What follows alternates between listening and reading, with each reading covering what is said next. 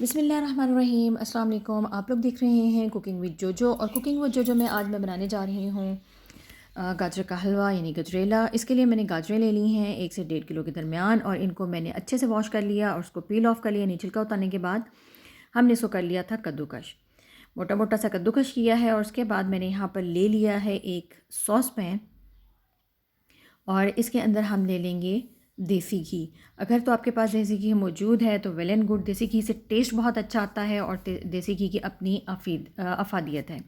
अगर आपके पास देसी घी मौजूद नहीं है तो आप इसमें कुकिंग ऑयल भी यूज़ कर सकते हैं। नॉर्मल कुकिंग ऑयल जो हम सलाद बनाने के लिए, खाना बनाने के लिए इस्तेमाल करते हैं, आप इसमें वो भी इस्तेमाल कर सकते हैं।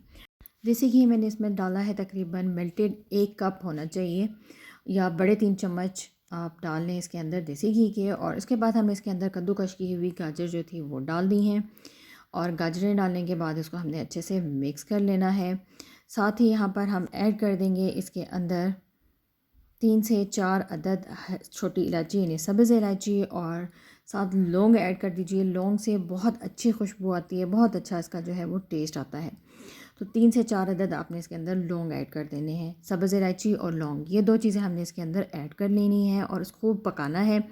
इतना पकाएंगे कि जो गाजर है उसका पानी जो है वो बिल्कुल ड्राई हो जाए। यहाँ पर देखिए कि ये अच्छे से जो है वो गाजर का पानी ड्राई हो चुका है, और ये मैं इसको थोड़ा प्रेस करके आपको दिखाती हूँ। देखें बिल्कुल इसके अंदर से गाजर का पानी खुश्क हो चुका।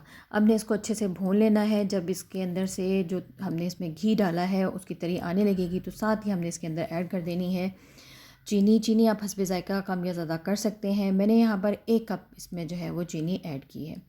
अभी हमने इसको मज़ीद थोड़ी देर पकाना है, तकरीबन 5 से 6 मिनट, ताकि जो चीनी हमने इसमें ऐड की है उसका भी जो पानी है वो ड्राई हो जाए।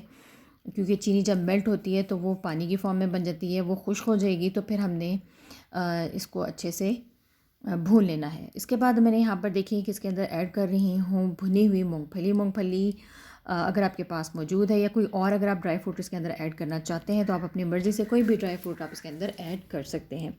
तो ज़बरदस्त सी हमारी जो, आप देखेंगे इस पर कितनी शाइन आ रही है और कितना जो देसी घी की खुशबू है, इसके बनने से पहले मेरे मुंह में पानी आ रहा है।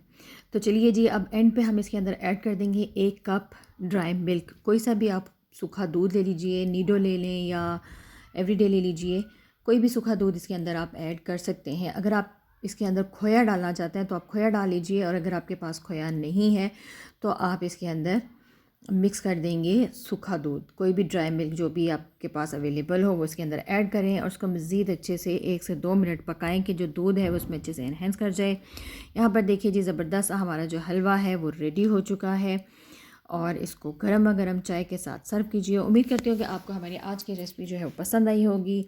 अगर आपको हमारी रेसिपीज़ पसंद आ रही हैं तो इनको अपनी फैमिली एंड फ्रेंड्स के साथ शेयर कीजिए। और एंड पर जो है वो इसके अंदर से हम लौंग निकाल लेंगे ताकि वो किसी की बाइट में ना जाए। ज़बरदस्त सा हलवा अल्हम्दुलिल्लाह रेडी हो चुका है, और उम्मीद करती हूँ फिर हम इंशाल्लाह मिलेंगे किसी नई रेसिपी के साथ। इजाज़त दीजिए। अस्सलामु अलैकुम रहमतुल्लाहि व बरकातुहू।